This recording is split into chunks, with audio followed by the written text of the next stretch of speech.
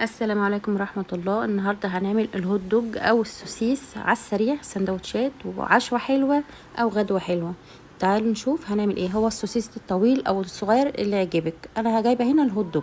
هجيب طاسة وهنزل بشوية زيت وهسخنهم كويس، وبعد كده هنزل بالهوت دوج او السوسيس، هاخدهم تشويحة حلوة كده، وبعد كده عشان ريحته تطلع هبتدي انزل بالبهارات: ملح، بابريكا، بهارات لحمه، فلفل اسود، حبهان ورق لوري مطحونين، ومعايا فص توم عشان يديله نفس حلو، ومعايا شرايح بصل وطماطم، ومعايا فلفل الوان احمر واخضر وفلفل حامي، ومعايا بقدونس بس هسيبه في الاخر.